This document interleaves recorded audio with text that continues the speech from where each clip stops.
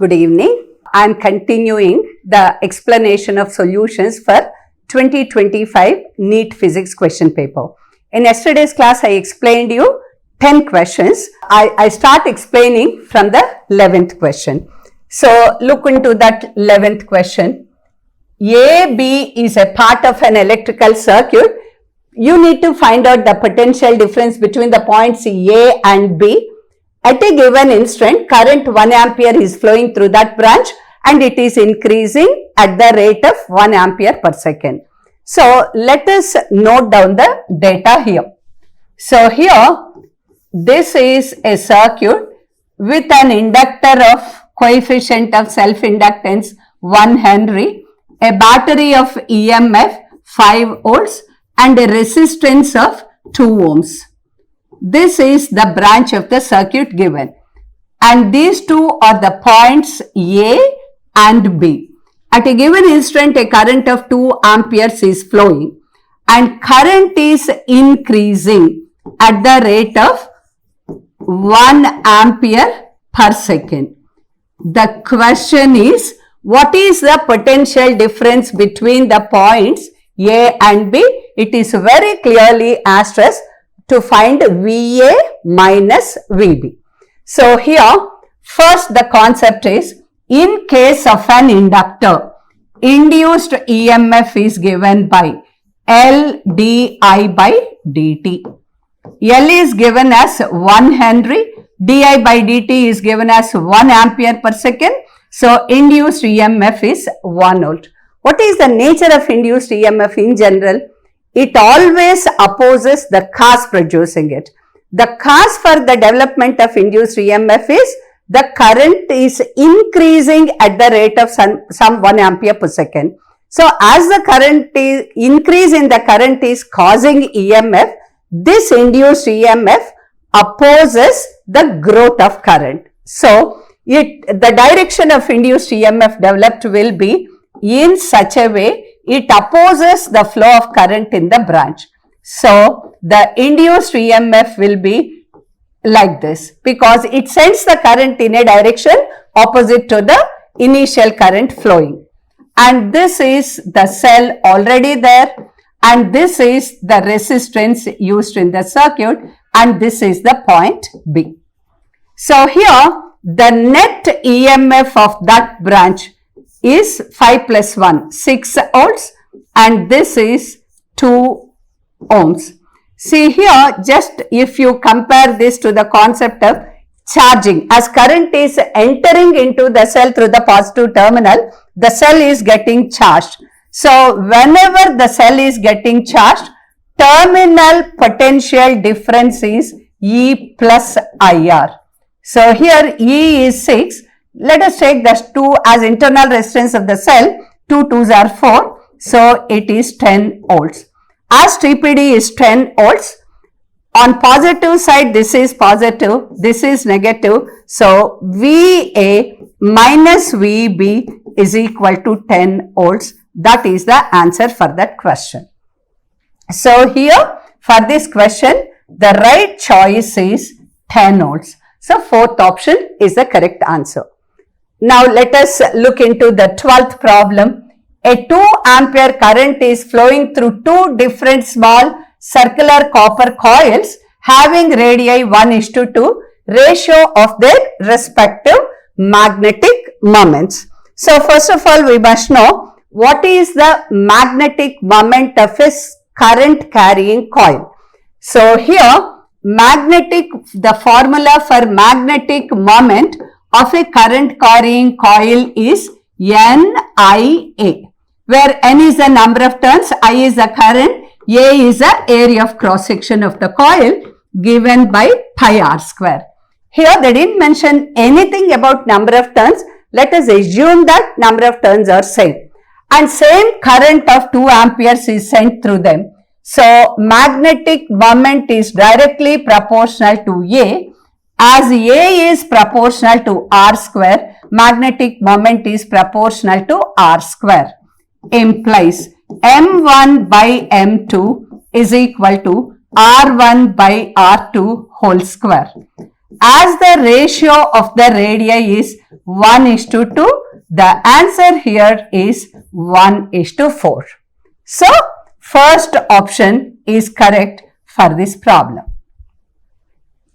Okay, now look into 13th problem. In a camera, a combination of 4 similar thin convex lenses are arranged axially in contact. What is the power of the combination and the total magnification? Power and total magnification compared to the individual powers and individual magnifications. Now look here. So it is given like this. In 13th problem, a camera has 4 lenses placed in contact with each other axially.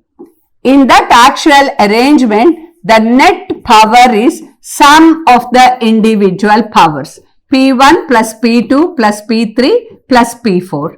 Here, each power is given as P plus P plus P plus P. So, the power of the combination P dash will be equal to 4P.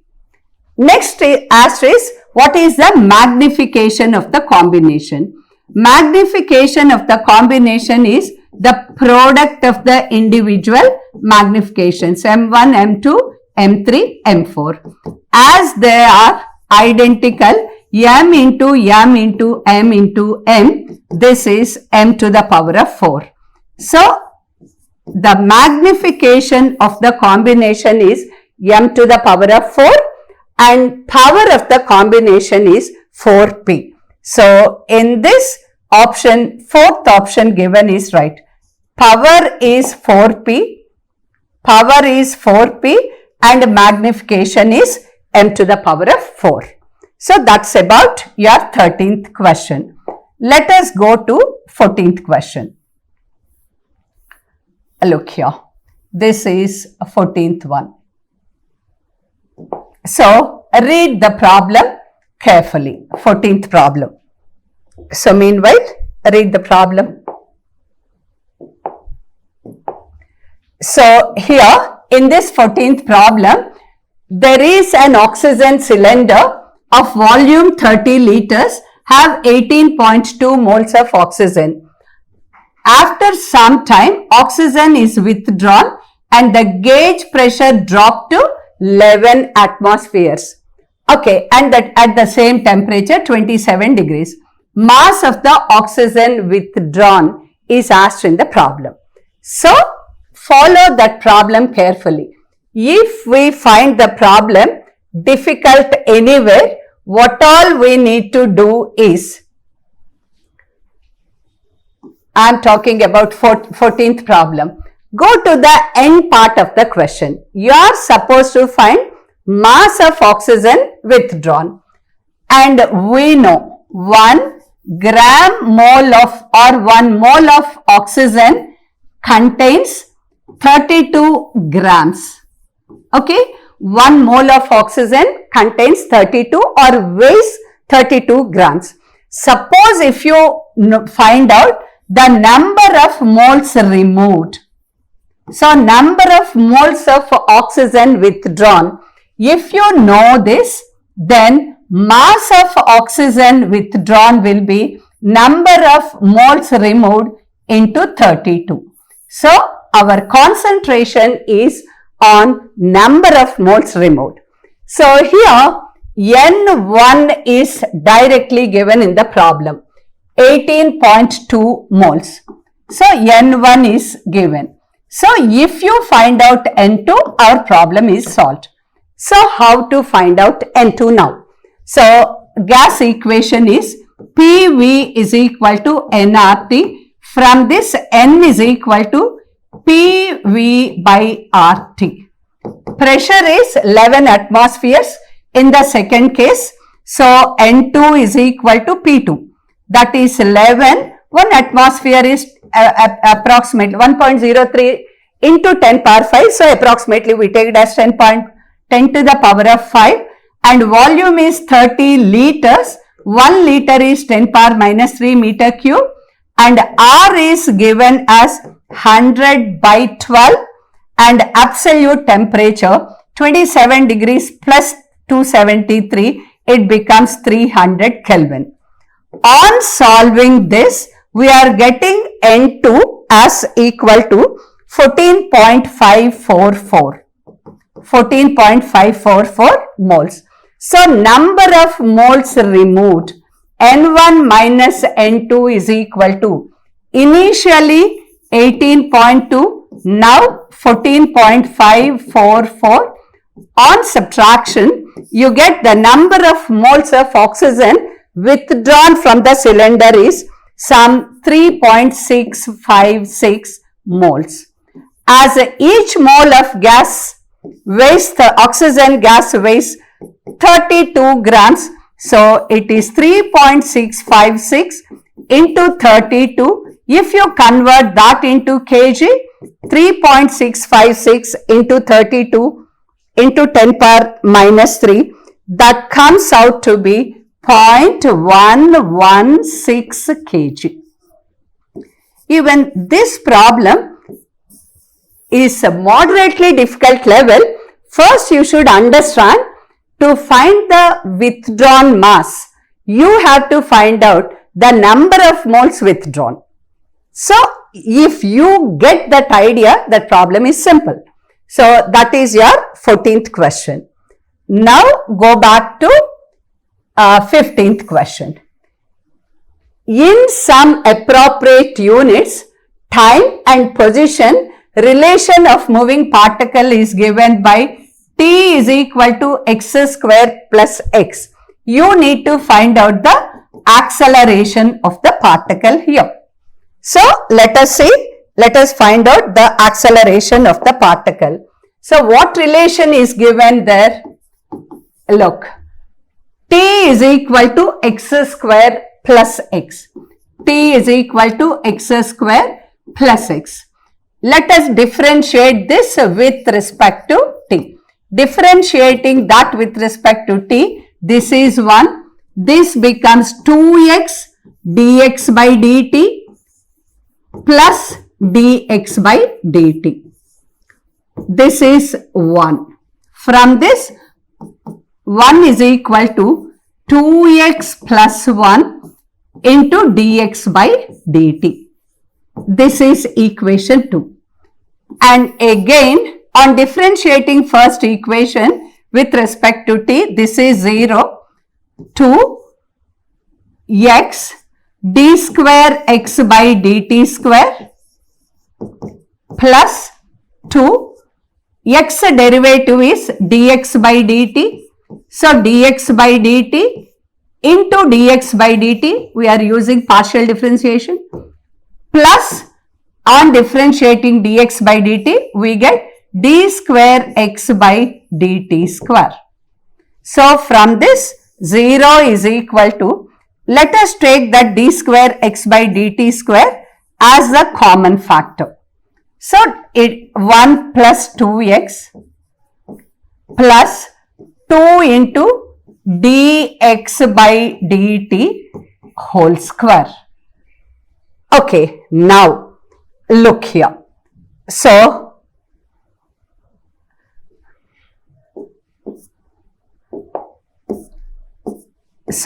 look here. From this equation, what is dx by dt? From this equation, what is dx by dt? 1 by 2x plus 1. So, 0 is equal to d square x by dt square. 1 plus 2x is equal to 1 by dx by, okay, let us keep it as it is. Just here, we'll do one thing. So, from this, d square x by dt square is a. A into 1 plus 2x is equal to minus 2 dx by dt whole square. So, here a is equal to minus 2. From this equation, dx by dt is equal to 1 by 1 plus 2x. So, minus 2, dx by dt is 1 plus 2x whole square, and on applying cross multiplication, this also comes over there, 1 plus 2x. So, what is the final answer then? A is equal to minus 2 by 1 plus 2x whole cube. That is the answer. So, which option is true? In this case, it has to be negative. So, 2x plus 1 whole cube. So, second option is correct. Minus 2 by 2x plus 1 whole cube. The second option is this one. Minus 2 by 2x plus 1 whole cube. Okay. Now, let us go to the next problem. That is 16th problem.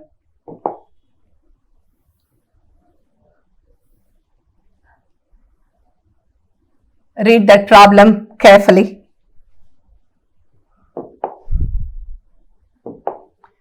Sixteenth problem. To an AC power supply of 220 volts and 50 hertz, a resistor of 20 ohms, capacitor of reactance 25, inductor of reactance 45 ohms are connected in series. We need to find out the corresponding current in the circuit and phase angle between the current and the voltage. So, here what is given? Again, I am writing down the data. So, for 16th problem, the circuit is like this. There is a resistor of resistance 20 ohms. There is a capacitor of capacitor reactance 25 ohms. And there is an inductor of inductive reactance 45 ohms. All of them are connected in series to an alternating source of voltage 220 volts and the frequency is given as 50 hertz. That's what given in the problem. Now, what is asked here? What is the current and what is the phase difference between the voltage and the current? We know current is V by Z and tan phi is equal to X by R. Now, in this circuit, what is X? X is the resultant reactance. So, X is equal to XL difference XC because inductive capacitive reactances will be out of phase all the time.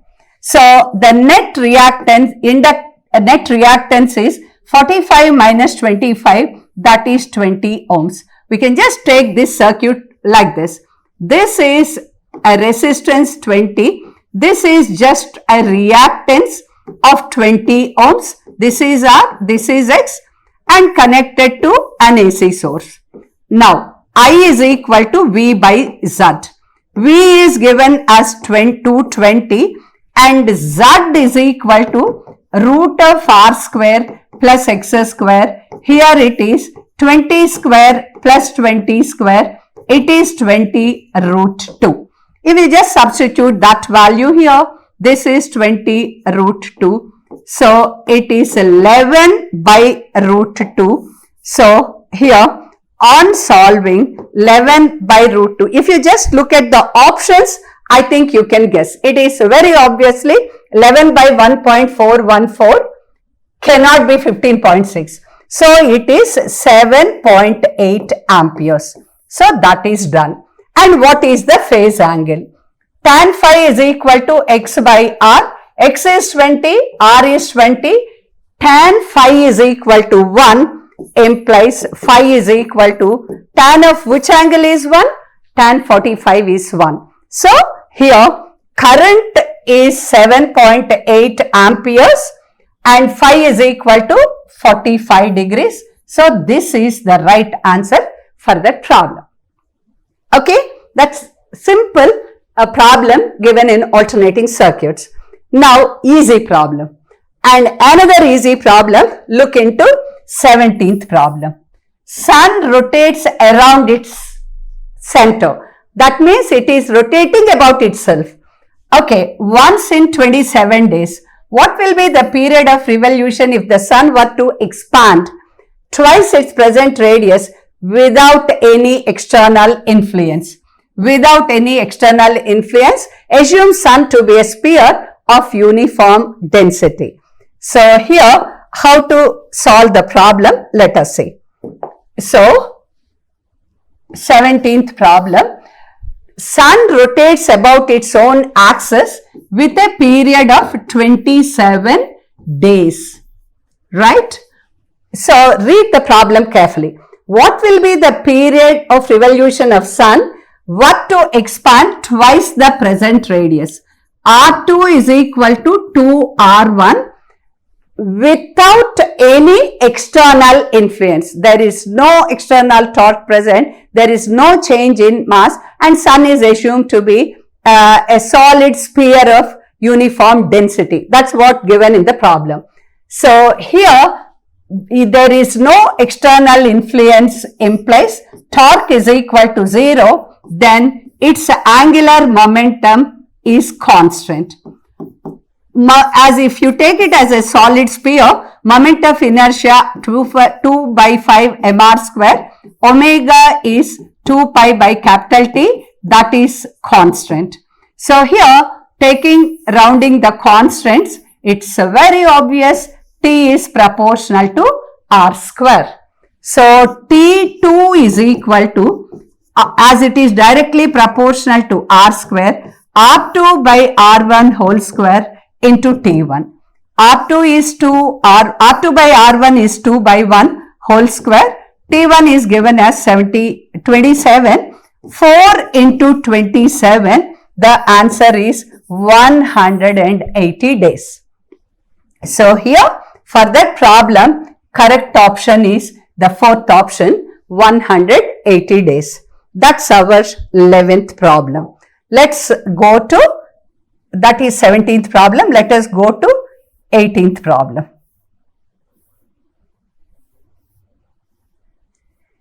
See, this is the 18th problem.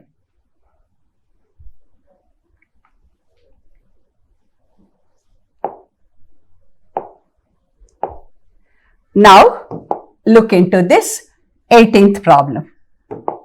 See here, a model of quantized motion of electron in uniform magnetic field states that the flux passing through the orbit of the electron is NH by E. Flux means B into A. Flux is equal to B into A.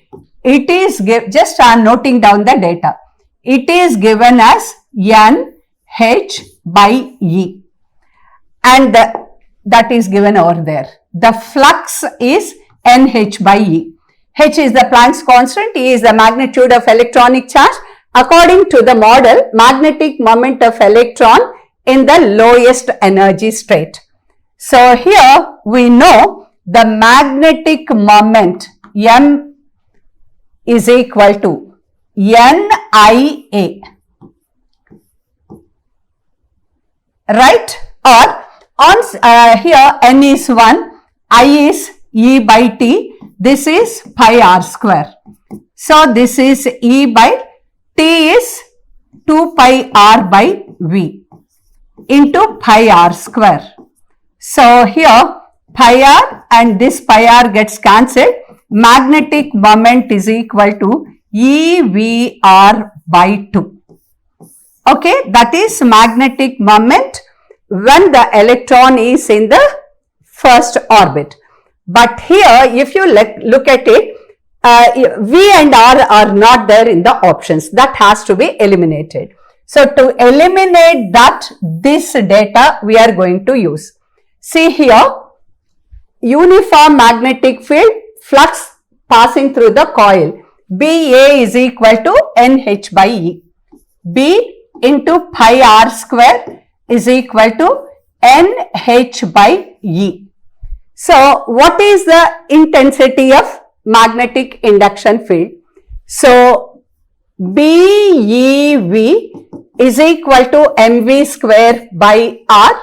From this concept, V gets cancelled.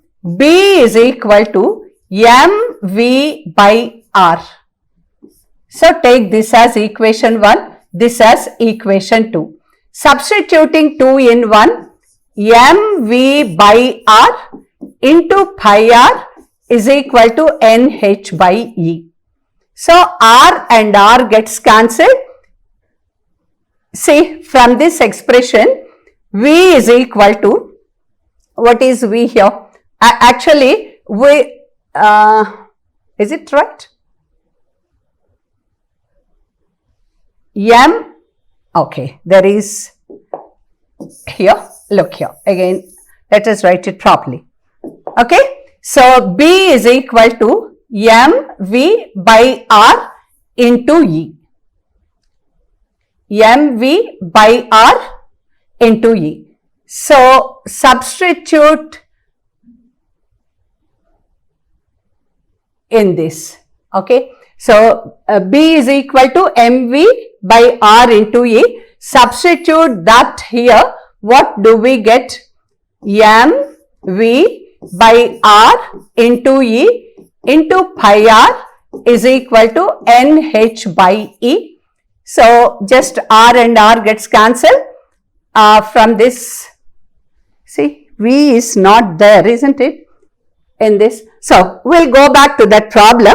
There is a mistake. I don't want to waste much of the time. So let us go to the next one. Okay, we'll come back to this problem again. Now look here. So 19th problem. Look into this 19th problem. See here, 3 identical conducting rods are connected in series as shown. The temperatures of the ends are given as 3T and T. Left end is at a temperature 3T and right end is at a temperature T. Okay, rods are thermally insulated from outside. When steady state is reached, ratio of temperatures T1 by T2. So I am drawing the same here. Look here, 19th problem. So 3 conducting rods, identical rods of conductivity 2K, K and 2K. This is 2K, this is K and this is 2K. And the ends are maintained at temperatures. This is at 3T and this is at T. Lengths and areas of cross sections are exactly the same. This junction temperature is noted as T1. This junction temperature is noted as T2. You are supposed to find T1 by T2. You are supposed to find T1 by T2. So follow this very carefully. See here, temperature difference is directly proportional to thermal resistance. Temperature difference is directly proportional to thermal resistance. Thermal resistance is given by L by K A. Here, as the rods are identical, thermal resistance is inversely proportional to K. So considering these two, it implies temperature difference in series combination of identical rods is inversely proportional to coefficient of thermal conductivity. Okay, we have done so many problems based on this topic. So when identical rods are connected in series and if the combination is maintained across a particular temperature difference, then the temperature difference across each portion of the rod is inversely proportional to the conductivity. Here the temperature difference across the combination 3T minus T, it is 2T and it divides in the inverse ratio 1 by 2 is to 1, 1 by 2, that is 2 is to 1 is to 2 ratio. 2 is to inverse ratio, it is, so it is 1 is to 1 is to 2 is to 1. If you take 2 as LCM here, then you will be getting 1:2:1. So this 2t has to be divided in this ratio. So 2t into 1/4, that is T/2. That is the temperature difference across the first rod. And delta T2, temperature difference across the second portion, is 2 times, that is T. And the temperature difference, actually this is not needed, that will also be equal to T. So here this is 3T, temperature difference across this is T/2. So 3T minus T/2, this will be 2.5T. Temperature difference across this is equal to T. 2.5 minus T, this is 1.5T. So actually we got whatever is needed, we got it, isn't it? So see here, T1 is 2.5 K and T2 is 1.5 K. So T1 by T2 is equal to 2.5 by 1.5, that is 5/3. So the ratio is 5:3.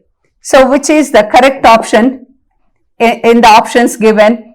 Third option is the right choice for the problem. Okay, so here definitely if you follow the shortcut method, you can solve that problem within time, otherwise you take too much time.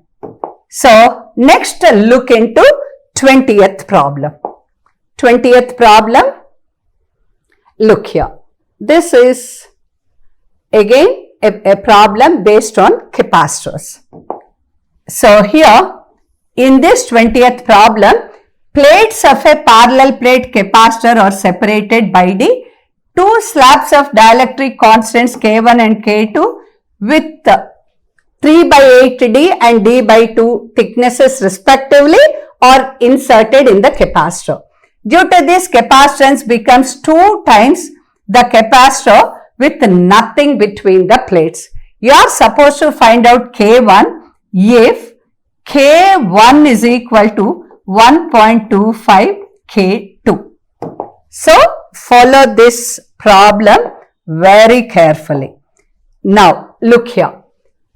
Capacity of a parallel plate capacitor without anything between the plates is epsilon naught A by D. That is, just the capacitor is like this. So its capacity is epsilon naught A by D. In the second case, between the plates, two dielectric slabs of different thicknesses are introduced. Okay, so this one is of thickness 3D/8 and dielectric constant K1. This is of thickness D/2 and dielectric constant K2. So with the dielectric between the plates, C dash is equal to epsilon naught A by D minus of T1 plus T2 plus T1 by K1 plus T2 by K2. All of us know that formula. So here C dash is equal to epsilon naught A by D minus T1 plus T2, 3D/8 plus D/2 plus T1, 3D/8 K1 plus T2, D/2 K2. Now stop there and again check what is asked. You are asked to find out K1. So you need to eliminate K2 here. It is given K1 is 1.25 K2. That implies K2 is equal to K1 by 1.25. So you C dash is given as, it becomes 2 times the initial. So it becomes 2 times epsilon naught A by D. That is equal to epsilon naught A by D minus, here just I am simplifying this, 3D/8 plus D/2. If you take LCM as 8, 3D plus 4D, it is 7D by 8. It is 7D by 8. 7D by 8. Okay. Plus 3D by 8K1. 3D by 8K1 plus D by 2. K2 is K1 by 1.25. K1 by 1.25. So here just we'll eliminate some of them then. So this is 2 epsilon naught A by D. D minus 7D by 8 is, it is D by 8. So epsilon naught A by D, if you take that D as common factor, so here 1 by 8 plus, if you take LCM as 8 here or 8K1, it is 3D plus 4 into 1.5, 5D.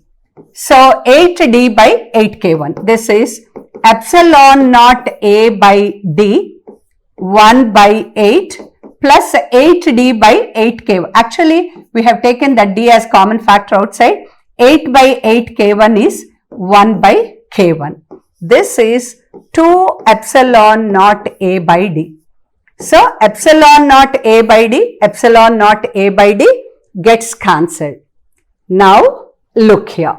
Just if you take the reciprocal of left hand side and right hand side, 1 by 2 is equal to 1 by 8 plus 1 by K1. 1 by K1 is equal to 1 by 2 minus 1 by 8. This is, again LCM is 8, 4 minus 1, 3 by 8 implies K1 is equal to 8 by 3, that is 2.66. So, here the most important thing is you have to have absolute patience while doing the calculation. Problem is the physics part involved in it is not great, but calculation you have to do it carefully. So, correct answer for that is 2.66. That is your 20th problem. Okay, I think I'll stop here for today. I'll explain you the remaining 15 problems in tomorrow's class. Okay, so meanwhile you solve all those problems. Thank you.